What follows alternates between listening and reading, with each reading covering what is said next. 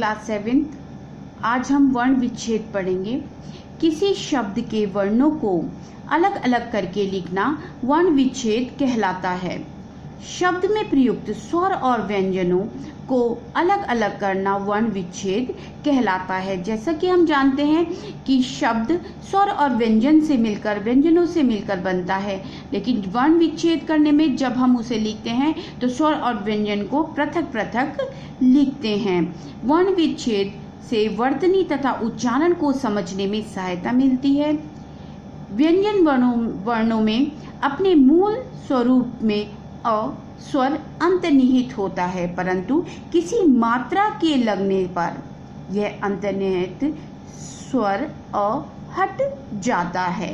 यानी वर्ण व्यंजन के ऊपर जब मात्रा लगी हुई होती है तो उस व्यंजन का अ स्वर हट जाता है और मात्रा उसके स्थान पर लगा दी जाती है। जैसे कोमल, क धन ओ धन म धन अ धन ल धन अ, कोमल। अब हम देखेंगे कि प्रत्येक व्यंजन पे हमने हलंत लगाया है। हलंत लगाने का अर्थ है ये व्यंजन स्वर रहित हैं। जैसे कृपा, क धन री धन प धन आ। किताब, क धन ई धन त धन आ धन ब धन अ। महान, म धन अ धन ह धन आ धन न धन अ।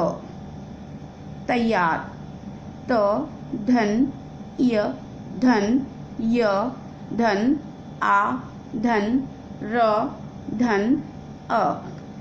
सौभाग्य, स धन ओ धन भ धन अ धन गो धन य धन अ। जब भी हम जैसे सौभाग्य को देखेंगे, आधा ग है, जहाँ आधा व्यंजन होगा वहाँ पर स्वर नहीं लगेगा उसके आगे। तो इसी प्रकार हम किताब में दिए हुए वर्ण विच्छेदन को करेंगे। आइए अब देखते हैं रा के विविध रूप।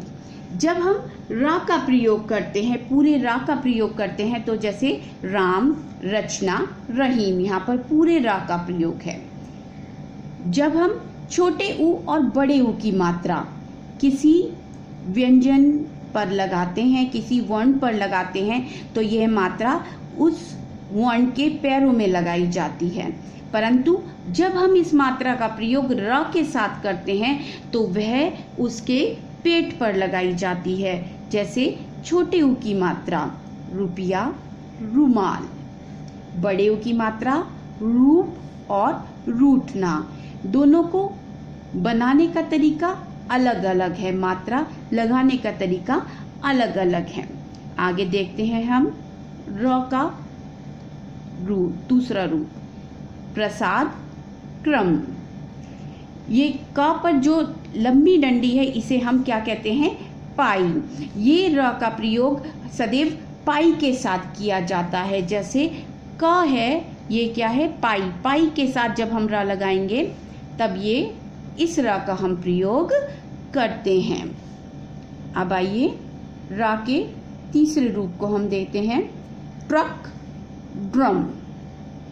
ये वर्णमाला के जितने भी गोल व्यंजन होते हैं उन पर लगाया जाता है। जैसे ट्रक, ड्रम, गोल, इसमें कहीं भी खड़ी पाई नहीं है। आइए आगे देखते हैं र का चौथा रूप, रेफ, जिसे कहा जाता है रेफ। रेफ अर्थ, वर्ष, जो व्यंजन के ऊपर लगाया जाता है। रेफ के बारे में कुछ जानकारी हम लेते हैं। रेफ कभी भी आधे वर्ण पर नहीं लगाया जाता। जैसे आधे का पे अगर हम रेफ लगा देते हैं तो वह गलत है।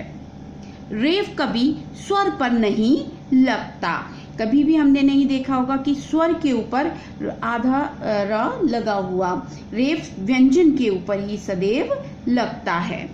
रेफ किसी शब्द के प्रथम वर्ण पर नहीं लगता।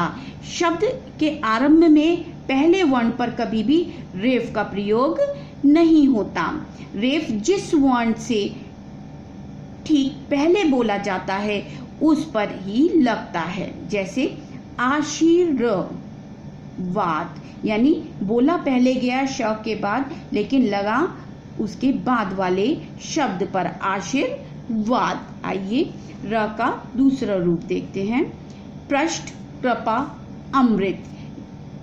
इन शब्दों में यह र नहीं है, यह री है। तो पृष्ठ, कृपा, अमृत, ये हैं र के विभिन्न रूप।